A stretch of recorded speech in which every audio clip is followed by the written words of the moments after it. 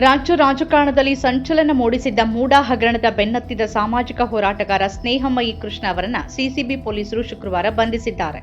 ಬೆಂಗಳೂರಿನಲ್ಲಿ ಈ ಬೆಳವಣಿಗೆ ನಡೆದಿದ್ದು, ಮೂಡಾದ ಮಾಜಿ ಆಯುಕ್ತ ಹಾಗೂ ಹಿರಿಯ ಕೆಎಎಸ್ ಅಧಿಕಾರಿ ಡಿಬಿ ನಟೇಶ್ ನೀಡಿದ ದೂರಿನ ಮೇರೆಗೆ ಈ ಕ್ರಮ ಕೈಗೊಳ್ಳಲಾಗಿದೆ. ತಮ್ಮ ಫೇಸ್ಬುಕ್ ಖಾತೆಯಲ್ಲಿ ತನ್ನ ಫೋಟೋ ಬಳಸಿ ನಕಲಿ ದಾಖಲೆಗಳು ಮತ್ತು ಧ್ವನಿ ಕ್ಲಿಪ್ಗಳನ್ನು ಸೃಷ್ಟಿ ಮಾಡಿ ಅಪಪ್ರಚಾರ ನಡೆಸಿದ್ದಾರೆ ಅಂತ ಆರೋಪಿಸಿ ನಟೇಶ್ ಅವರು ಫೆಬ್ರವರಿ 18ರಂದು ಬೆಂಗಳೂರು ನಗರ ಸೈಬರ್ ಕ್ರೈಂ ಪೊಲೀಸ್ ಠಾಣೆಯಲ್ಲಿ ದೂರು ದಾಖಲಿಸಿದ್ರು. ಈ ಸಂಬಂಧ ತನಿಖೆ ಚುರುಕುಗೊಳಿಸಿದ್ದ ಸಿಸಿಬಿ ಪೊಲೀಸರು ಸ್ನೇಹಮಯಿ ಕೃಷ್ಣ ಅವರ ಫೇಸ್ಬುಕ್ ಪೋಸ್ಟ್ಗಳನ್ನ ಹಾಗೂ ಡಿಜಿಟಲ್ ಸಾಕ್ಷ್ಯಗಳನ್ನ ಪರಿಶೀಲಿಸಿ ಇಂದು ಮಧ್ಯಾಹ್ನ ಅವರನ್ನ ವಶಕ್ಕೆ ಪಡೆದಿದ್ದಾರೆ. ಒಂದ್ ಕಡೆ ಬೆಂಗಳೂರಿನಲ್ಲಿ ಬಂಧನ ಪ್ರಕ್ರಿಯೆ ನಡೀತಾ ಇದ್ರೆ, ಇತ್ತ ಮೈಸೂರಿನ ಭೈರವೇಶ್ವರ ನಗರದಲ್ಲಿರುವ ಸ್ನೇಹಮಯಿ ಕೃಷ್ಣ ಅವರ ಮನೆ ಮತ್ತು ಕಚೇರಿ ಮೇಲೆ ಪೊಲೀಸರ ಮತ್ತೊಂದು ತಂಡ ದಾಳಿ ನಡೆಸಿದೆ. ನ್ಯಾಯಾಲಯದಿಂದ ಸರ್ಚ್ ವಾರೆಂಟ್ ಪಡೆದಿರುವ ಅಧಿಕಾರಿಗಳು ಕೃಷ್ಣ ಅವರ ನಿವಾಸದಲ್ಲಿ ತಪಾಸಣೆ ನಡೆಸಿ ಮಹತ್ವದ ದಾಖಲೆಗಳನ್ನು ವಶಪಡಿಸಿಕೊಂಡಿದ್ದಾರೆ. ಈ ವೇಳೆ ಮನೆಯವರ ವಿಡಿಯೋ ಹೇಳಿಕೆಗಳನ್ನು ದಾಖಲಿಸಿಕೊಳ್ಳಲಾಗಿದೆ ಅಂತ ತಿಳಿದು ಬಂದಿದೆ. ಮೂಡಾ ಹಗರಣ ವಿಚಾರವಾಗಿ ಮುಖ್ಯಮಂತ್ರಿ ಸಿದ್ದರಾಮಯ್ಯ ಮತ್ತು ಅವರ ಪತ್ನಿ ಪಾರ್ವತಿ ಅವರ ವಿರುದ್ಧ ಸ್ನೇಹಮಯಿ ಕೃಷ್ಣ ದೂರು ನೀಡಿ ರಾಷ್ಟ್ರಮಟ್ಟದಲ್ಲಿ ಸುದ್ದಿಯಾಗಿದ್ರು. ಸದ್ಯ ಸಿಸಿಬಿ ಪೊಲೀಸರು ಕೃಷ್ಣ ಅವರನ್ನ ತೀವ್ರ ವಿಚಾರಣೆಗೆ ಒಳಪಡಿಸಿದ್ದು,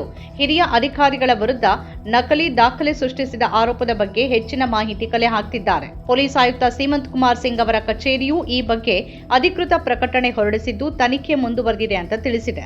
ನಮ್ಮ ಕಾರ್ಯಕ್ರಮಗಳನ್ನ ನೀವು ನೋಡ್ತಾ ಇದ್ರೆ ನಮ್ಮ ಚಾನೆಲ್ ಅನ್ನ ಸಬ್ಸ್ಕ್ರೈಬ್ ಮಾಡಿ, ಪಕ್ಕದ ಬೆಲ್ ಐಕಾನ್ ಒತ್ತಿ ನಮ್ಮನ್ನ ಬೆಂಬಲಿಸಿ.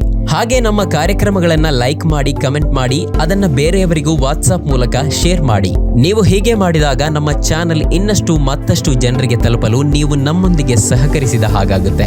ಇದು ನೀವು ಯಾವುದೇ ಖರ್ಚಿಲ್ಲದೆ ಕೆಲವೇ ಸೆಕೆಂಡುಗಳಲ್ಲಿ ನೀಡಬಹುದಾದ ಸಹಕಾರ. ಧನ್ಯವಾದಗಳು.